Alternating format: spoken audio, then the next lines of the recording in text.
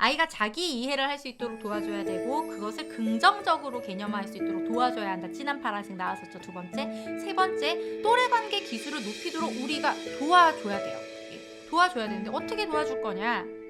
제가 이거는 이제 이 경계선 지능 아동의 정서 사회성이라고 이게 최근에 나온 책 같아요. 그래서 경계선 지능 아동이라는 거는 여기서 이제 12페이지에도 나왔는데요. 경계선 지능이란 느린 학습자라고 표현하기도 한데요. IQ가 70일 이상, 그러니까 70 이하면 우리가 지적장애라고 하는데 71에서 84 이하 사이에 속하는 경계선 지적 지능을 가진 아동을 뜻하는 말이래요. 느린 학습자가. 그러니까 좀 이 아이들의 정서 사회성, 이제 학습을 해야 되는 건데 이것도 지금 인지가 잘 안 되니까 사회적인 것도 어려운 거죠. 그래서 그 아이들을 중심으로 작성된 실천서입니다. 그런데 이걸 제가 왜 가지고 왔냐면 이게 꼭 경계선 지능 아동들한테만 해당되는 건 아니고 어쨌든 그런 사회적인 관계나 이런 걸 어려워하는 거라면 접근 방법은 똑같은 거예요. 사실 훈육도 그렇거든요.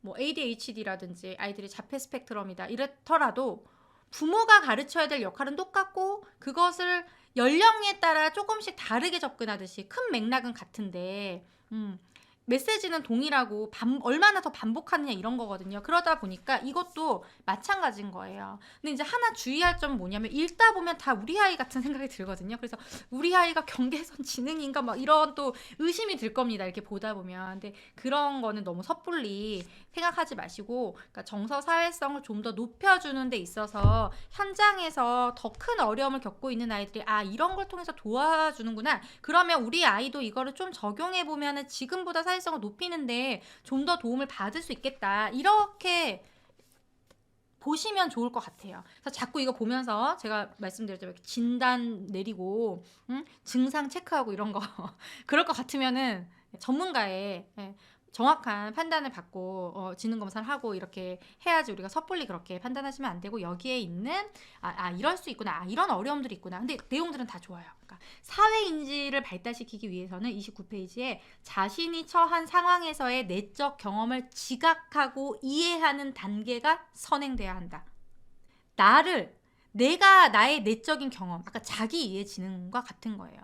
이런 것들을 이해하는 단계가 선행이 되어야지 그렇게 경험한 사회적 상황을 토대로 다른 사람의 행동을 이해할 수 있도록 도우며 다음 상황을 예측하여 적절하게 타인의 생각과 감정에 반응할 수 있도록 개입해야 된다. 이렇게 얘기하고 있습니다. 같은 이야기를 하고 있는 거예요.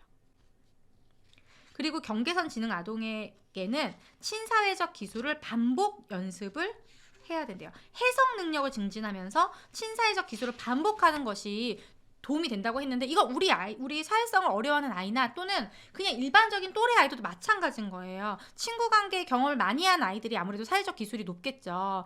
화용 언어 부분도 제가 친구들이랑 대화를 안 하다 보니까 우리 젤리도 많이 표현하는 부분에 있어서 어려워하는 걸 제가 느꼈다라고 지난 강의 때도 말씀을 드렸잖아요. 마찬가지로 그러면 친구들 사이에서 대화를 잘하는 아이는 뭐예요? 친구들이랑 그 대화를 많이 하면서 친사회적 기술이 반복된 거죠. 자연스럽게. 우리가 의도적으로 그 상황을 만들어주진 않았지만 그렇게 상황이 된 거예요. 그러니까 어떤 지금 사회성 단계에 있더라도 다 누구에게나 의미가 있는 내용이다라고 보여진다는 거죠. 내가 이렇게 구렁텅이에 빠진 거예요. 이랬을 때 내가 이렇게 어려운 일을 겪었다면 나를 구해줄 사람이 누가 있을까 생각해보는 거예요. 엄마?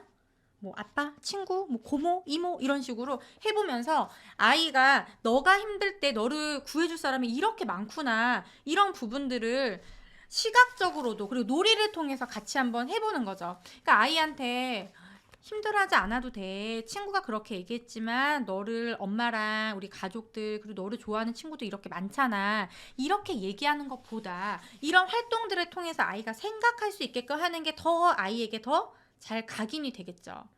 이런 것도 되게 좋았어요. 50페이지에 성공 계획표라는 게 있습니다.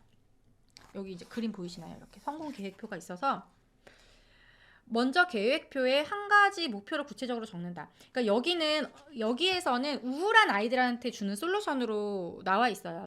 이걸 이제 사회성에 접근을 해보면 친구 사귀기를 어려워하는 아이한테 새로운 친구를 만났을 때 그 친구의 목표를 누구랑 말 걸어보기 1번 친구, 2번 친구, 3번 친구 이렇게 정해서 목표를 달성할 때마다 이제 그 친구랑 뭔가의 어떤 상호작용이 있을 때마다 우리가 그 성공의 경험으로 해서 넣어줄 수도 있겠죠. 이거는 저도 사용을 했었던 건데요. 아이랑 얘기할 때 친구랑 그럼 쉬는 시간에 놀이를 하고 싶어 하는데 어떤 친구한테 얘기하면 좀 더 쉽게 할 수 있을 것 같아? 라고 얘기했더니 아이가 3명의 친구를 얘기하더라고요. 그 이유가 다 있었어요. 한 명은 나한테 말을 자주 걸어주는 친구고 한 명은 바로 뒷번호인데 입학식 때도 만났을 때 굉장히 좀 적극적인 아이였거든요. 그 친구 그리고 나머지 한 명도 그 친구가 나한테 말을 많이 걸어주고 친절하게 대화를 나눈 친구가 있대요. 그래서 3명의 친구를. 그래서 그 친구한테 대화하는 거를 먼저 집에서 같이 역할극을 하면서 연습을 해봐서 조금씩 친해지면서 굉장히 친해져서 담임 선생님도 저랑 상담할 때 막 되게 기뻐하셨어요. 친구가 지금 단짝 친구가 생겼다고 이러면서 우리 담임 선생님이 그러면서 이렇게 막 오랜 시간 동안 이야기를 하는 거를 선생님도 처음 봤다 이렇게 하시면서 그게 이제 이런 활동들도 제가 힌트를 얻은 것도 있었지만 이렇게 해서 순서로 해서 제가 좀 쉽게 접근하는 방법을 얘기를 했고 그 친구한테 편지 쓰기도 제가 권했고 이제 이렇게 했었죠. 여기에서 주의할 점이 있어요. 첫 번째 목표는 아동이 이미 하고 있거나 할 수 있는 쉬운 활동이어야만 한다. 이게 너무 중요한 거죠. 제가 훈육 마스터 과정에서도 인위적 성취감 들으신 분들은 아실 겁니다. 제가 긍정훈육에서도 인위적 성취감이란 얘기를 굉장히 강의에서도 많이 했었는데요. 실제로 이 아이가 어려운 목표를 줘서 그 친구랑 얘기하게끔 하면은 이거는 달성하기가 어렵고 아이가 이거를 하고 싶은 생각이 안 들어요. 그러니까 이미 대화를 나누고 있는 친구라든지 이미 친한 친구와 뭐 얘기하고 오기 그냥 이런 식으로 같이 놀이하기 이렇게 해서 성공의 경험을 만들어주는 게 중요한 거예요. 그러니까 실제로 부모님이 이걸 통해서 막 목표가 얘가 한 친구만 좋아하니까 다른 친구랑 놀게 해줘야겠어 이렇게 하면은 이건 안 된다는 거예요. 이거는 그건 부모님의 욕심인 거죠. 이거 왜 하는 거예요? 아이가 성취감을 느끼기 위해서. 내가 나에 대해서 개념화할 때 나의 사회성에 대해서 개념화할 때 나는 친구 관계를 어려워하는 아이가 아니다라는 거 나도 할 수 있다라는 그런 효능감을 만들어주기 위해서 하는 거니까 과제 자체가 굉장히 쉬워야 되고 특히 첫 번째 단계는 이미 하고 있는 거예요. 이미 하고 있는 거. 그 다음에 조금씩 그 단계를 높여가라고 이야기를 하고 있습니다. 거절하는 거 지금 많이 궁금해 하시잖아요. 내가 싫어하는 친구의 반응에 막 공격적이거나 나한테 항상 이렇게 지시를 하거나 이런 친구들 있죠. 그때 거절 못하고 자꾸 당하고만 오고 이럴 때 어떻게 할 때까? 여기에서 그 대처 방법 퍼즐 만들기라고 60페이지에 있는데 친구가 놀리면 여기 이제 어떤 상황들을 적는 거죠. 친구가 놀린다. 친구가 날 때렸다. 친구가 장난감을 가져갔어. 그다음에 나는 놀기 싫은데 같이 놀자고 해요. 뭐 나한테 위험한 놀이를 하자고 해. 그때 어떻게 할지를 저라면은 첫 번째는 엄마가 적어 놓을 것 같아요. 이거를 답들을. 여기에는 예시로 뭐가 돼 있냐면 친구가 놀리면 무시하고 간다. 예. 아이가 이거를 생각해내기는 어렵거든요. 그러니까 뭐 야 너 뭐 바보야 뭐 너 뭐 머리카락 뭐 이상해 막 이렇게 했을 때 하지마. 근데 오히려 그런 거는 더 오히려 그 아이를 자극하거든요. 그래서 좋은 방법이 이제 무시하는 거. 여기에도 그런 내용들이 나오거든요. 뒷부분에 사회적 기술에 대해서 원래 나 그런 얘기 많이 들었어. 이런 식으로 그거에 대해서 크게 반응하지 않는 식으로 아이들이 그 대화를 연습을 하는 건데 이런 것들을 부모님이 해놓고 짝찾기를 하는 거죠. 찾았을 때 해보고 엄마가 놀리는 역할을 하면은 아이가 무시하고 가는 행동을 해보고 또는 아이가 놀리는 식으로 해보면은 엄마가 무시하는 행동을 해본다든지 이렇게 하면서 짝을 찾아보는 거죠. 우리 애한테 갑자기 얼마 전에 그 남자아이가 이렇게 얘기했대요. 난 너랑 짝꿍하기 싫어 이렇게 얘기했대요. 그럼 뭐라고 얘기했어? 그랬더니 그걸 왜 나한테 얘기하는데? 이제 이렇게 한 거예요. 근데 이거 얘가 어디서 배운 거냐면 어린이 드라마에서 잘난 척하는 여자애가 있어요. 근데 거기에 약간 캐릭터 좀 많이 빠져 있거든요. 그래서 걔를 말투를 많이 따라하는데 그거를 적용해서 한 거예요. 오미라님이 엄마가 아이보다 더 마음이 힘든 것 같아요라고 하셨어요. 내 아이에게 상처 준 것 같다는 생각이 들면 그 아이 엄마가 놀자고 해서 연락이 왔을 때 불편해진다. 그럼 이게 이제 힘들죠, 사실은. 근데 이제 아이 입장에서만 보자면 그런 상황들을 우리가 이용해서 먼저 연락이 왔다는 거는 그 아이가 이 아이를 싫어하면 연락을 했을까요? 그 아이가 집에 가서 우리 오미라님의 아이에 대해서 부정적으로 얘기를 한다면은 모르겠어요. 뭐 상황마다 다 다르긴 하겠지만 일반적으로 우리가 엄마들이 직접 연락해서 만나자고 하는 경우는 우리 아이가 그 아이에 대해서 자주 얘기를 하거나 좋아할 때 따로 연락을 잡는 거죠. 적어도 그 아이가 우리 아이를 싫어하는 것 같진 않아요. 그러면 이거를 또 상처받을 텐데 라고 해서 안 만나면 그것까지는 어머니의 선택이지만, 한편으로는 이런 갈등들을 엄마가 지켜볼 수 있을 때 갈등을 다루도록, 얘가 이런 상황에서 상처를 받는구나, 친구가 자꾸 이렇게 우리 아이 부분을 좀 공격하는구나를 엄마가 볼 수 있잖아요 지금은. 그러면 내가 오히려 이 상황을 어려워할 부분에 대해서 내가 미리 연습한다는 생각으로 만나면 어떨까, 그런 좀 생각은 들거든요. 엄마가 같이 상처받는다는 거는 그럼 아이한테도 그게 이제 비춰지는 거고, 또 어머니가 어렸을 때의 친구 관계나 이런 부분에서도 좀 힘든 게 있었던 거 아닌지, 그런 것도 한번 살펴보시면 좋을 것 같아요. 짜잔, 이거 되게 많이 궁금해 하셨거든요. 화용언어. 어떤 식으로 돼 있냐면은, 이게 친구 관계인데 조금 연령대는 유아 7세, 글도 읽을 수 있고, 그 다음에 쓸 수 있을 정도의 아이들 대상으로, 초등학생 아이들 대상으로 된 건데, 좀 어린 연령의 아이들이라고 한다면 어머니께서 읽어주면서 보기가 5개 이런 식으로 나와 있거든요. 근데 이거를 한두 개 정도로, 하나에는 정답이 들어가 있고 하나는 아니게끔 이렇게 해서 1번이니까 1번 뭐 2번 뭐 이렇게 해서 아이가 맞추면은 맞춘 쪽으로 이제 하이파이브 해주고, 이렇게 하면서 해주셔도 좋을 것 같아요. 예를 들면 이런 거예요. 예꾸미는 시소 타는 친구들과 함께 놀고 싶었어요. 예꾸미는 친구들에게 뭐라고 말하는 것이 가장 좋을까요? 시소를 타고 싶은데 친구들한테 뭐라고 말해야 될까라는 이제 문제가 있고, 1번, 내 이름이 궁금하니? 난 예꾸미야. 표정도 약간, 시소를 타는데, 시소 타고 싶은데 갑자기 가서 내 이름이 궁금하니? 난 예꾸미야. 이렇게 한대. 맞을까? 2번, 너네만 시소 타니까 좋니? 얘가 이거를 너네만 시소 타니까 재밌어? 이러면 아이들이 좀 헷갈리잖아요. 그러니까 너네만 시소 타니까 좋니? 누가 봐도 약간 좀 쉽게 알 수 있게끔 해주시면 좋죠. 너네만 시소 타니까 좋니? 3번, 시소는 가벼운 사람이 위로 올라가. 갑자기 시소 타고, 시소라는 건 말이야, 가벼운 사람이 위로 올라가는 거야. 4번, 얘들아 나도 같이 놀자. 5번, 너 이 아파트 사니? 이 아파트 안 살면 이 놀이터에서 놀면 안 돼. 이런 이제 예시들이 있어요. 여기서 몇 번일까? 그래서 이제 아이랑 대화를 하면서 갑자기 뜬금없는 얘기를 한다든지, 그 화용 언어가 잘 안 되는 경우에는 상황이 안 맞는 말들을 아이들이 많이 하고 그냥 내 머릿속에 있는 거를 뱉어낸다든지, 어떻게 표현할지 한 단계 너무 건너서 얘기한다든지, 이제 이런 게 있죠. 그래서 여기에서 정답을 찾는 것도 중요하지만, 이런 다른 예시들이 이 상황에 맞지 않는다는 걸 아이한테 알려주는 것도 필요하거든요. 그래서 이런 예시들을 하면서 좀 재밌게 저는 많이 해줬었던 것 같아요. 내 이름이 궁금하니? 난 예꿈이야. 누가 물어봤어 이거를? 아무도 안 물어봤는데 왜 얘기하는 거야? 그래서 막 깔깔깔 대면서. 2번, 너네만 시소 타니까 좋니? 너네만 시소 타니까 좋니? 싸우자는 거야 지금? 싸우자는 거야? 막 이러면서 그 상황이 안 맞는다는 거를 좀 얘기를 해주면서 하는 거죠. 근데 이게 이제 언어치료 하시는 선생님들도 쓰는 교재로 제가 알고 있고, 그런 매뉴얼들이 있을 거라고 생각은 들어요. 근데 저는 이제 이거를 제가 구매를 해서 아이랑 직접 이제 사용했던 방법들을 안내를 드리는 거라서 이제 참고를 하시면 될 것 같고, 근데 여기서 내가 예꿈이라면 어떻게 말을 할지 적어보세요, 이런 것들을 처음에는 어렵게 아이가 느껴진다면 그냥 하지 않고 여기 객관식 문항들만 하시면 좋겠고, 아이가 연령이 어리거나 이게 좀 지루해한다 그러면은 얘들아 나도 같이 놀자, 그 다음에 시소는 가벼운 사람이 위로 올라가, 둘 중에서만 아이가 선택할 수 있게끔 해서 딩동댕 하면 바로 넘어가고, 이렇게 하셔도 좋을 것 같고, 다음번에 그럼 엄마가 놀이터에 갔을 때 이거를 아이한테 시키는 게 아니라 얘들아 우리 누구누구도 같이 놀자 라고 할 수도 있고요. 그렇게 좀 실제 상황에서 보여주셔도 좋겠죠. 그 다음 상황이 나와요. 예꾸미는 시소 타는 친구들에게 같이 놀자고 했어요. 이제 우리가 예상했던 부분이 나오죠. 하지만 친구들은 계속해서 둘이서만 시소를 타고 싶었어요. 이럴 경우가 많죠.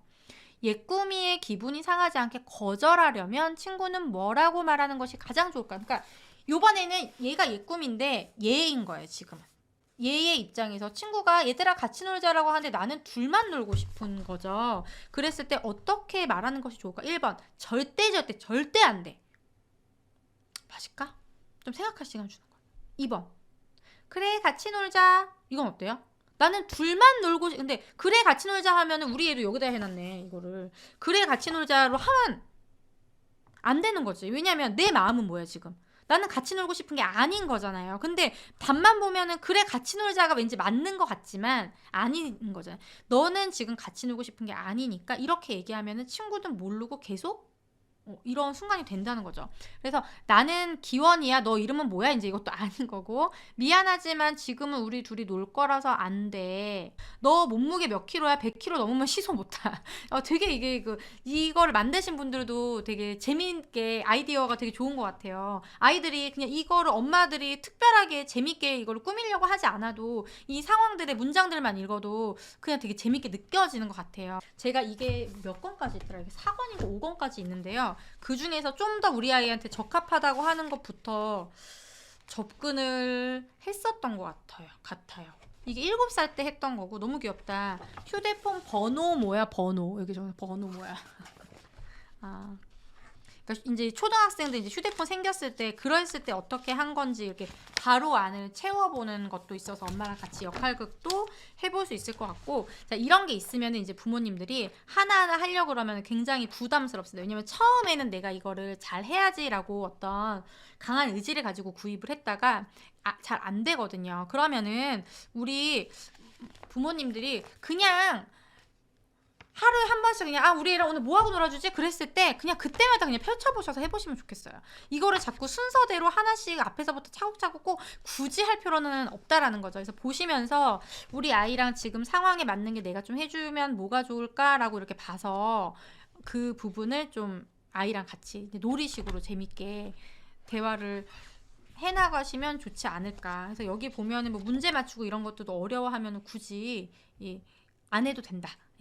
이거 뭐 우리가 학습지 하는 거 아니잖아요. 그러니까 필요한 부분을 발췌해서 그냥 사용하시면 좋겠다라고 말씀을 드립니다. 이 책이요? 이 책 말씀하시는 건가요? 로즈마리님? 사회성을 길러주는 화용 언어 학습 만화예요. 그리고 화용 언어라고 치면은 또 다른 교재들도 많이 있는데 이거를 제가 선택했던 게 정확하게 기억은 안 나는데 어쨌든 몇 가지를 비교하고 선택했었던 거거든요. 그래서 이거 저는 좋았던 것 같아요. 이거를 뭐 끝까지 다 하진 않았어요. 저도 지금도 한 번씩 그냥 펼쳐보고 하는데 처음에 아이랑 대화를 할 때 우리 아이가 어느 정도까지 아이가 인지를 하고 있는지를 좀 판단하기에도 괜찮았었고, 같이 대화를 나누면서 잔소리를 하는 대신에 이렇게 얘기하면 이건 상황이 안 맞는 거고 좀 아이가 친구들이 오해할 수 있어 이런 부분들을 좀 재미있게 알려줄 수 있었던 것 같아서 좀 추천을 드립니다. 오늘 제가 소개해드린 이런 책들은 다 내돈내산, 내 돈으로 내가 산 것들이에요. 근데 다 성공한 것 같아요. 다 너무 좋았습니다. 그리고 마지막으로 제가 말씀드리고 싶은 거는 바로 조절하기예요. 뭐냐면 이런 거예요. 예를 들면 박가연 님이 좋아하는 친구와 싫어하는 친구를 구분 지으며 싫은 감정을 극단적으로 표현하는데 어떻게 다뤄줘야 될지 고민됩니다. 이거는요. 아이가 사회성으로 먼저 보면 안 되는 거예요. 아이가 내가 싫은 것이 있을 때 이것을 표현하지 않고 참는 조절부터 연습을 해야 된다는 겁니다.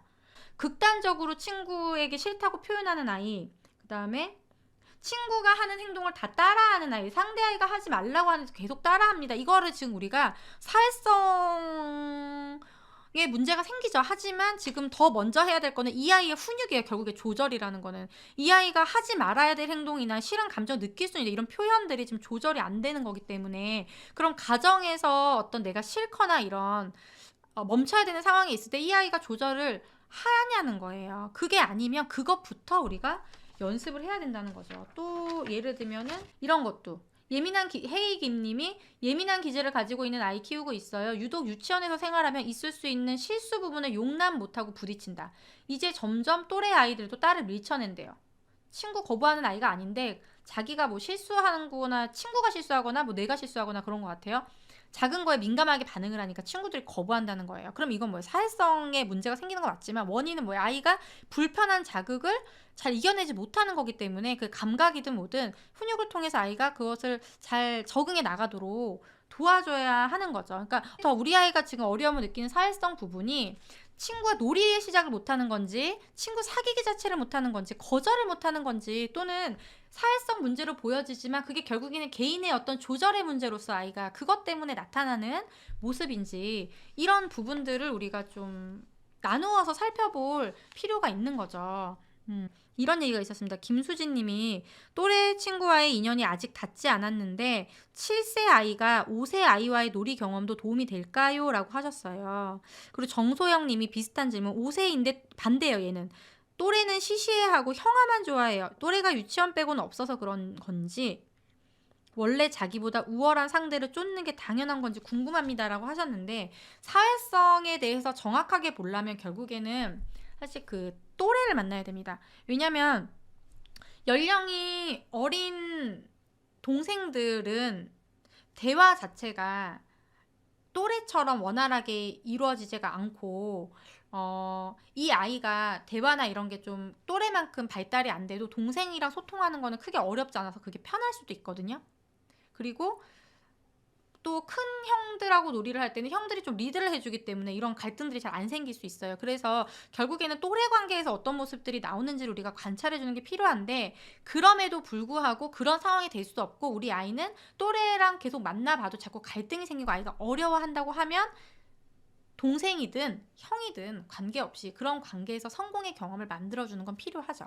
근데 그렇게 하면서도 우리 아이가 어떤 부분들을 잘하고 있고 어려워하고 있고 이걸 자꾸 관찰하는 게 필요합니다. 그래서 다 괜찮은데 또래 관계로 결국에는 같은 또래 이제 나중에 뭐 성인이 돼서는 뭐 한두 살 차이나 이런 거는 전혀 문제가 없는데 지금은 아이들이 이 연령대는 연령별로 발달의 단계가 차이가 많이 나기 때문에 또래 경험이 좀 필요하다. 그 안에서도 우리가 발견해야 되는 건 성공의 경험. 그러니까 아이가 누구랑 만나든 거절을 당했어도 거절을 당한 상황이면 성공의 경험 어떻게 만들어줄까요? 다른 친구를 만나면서 만들어줄 수도 있지만 그 감정을 내가 계속 끌고 가지 않고 빨리 빠져나와서 더 재밌는 놀이를 엄마와 하고 있다는 사실을 확인시켜주면서 우리가 성공의 경험을 만들어줄 수 있는 겁니다. 친구 관계를 힘들어한다고 해서 꼭 그 친구랑만 잘 지내야지만 성공은 아니라는 거예요. 얼마든지 대화는 여러 가지가 있기 때문에 우리 부모님들도 그렇게 생각을 하고 아이랑 대화를 나눠야지 똑같은 상황에서도 실패가 아닌 성공으로 우리가 나 스스로 내가 인식하는 나의 사회성을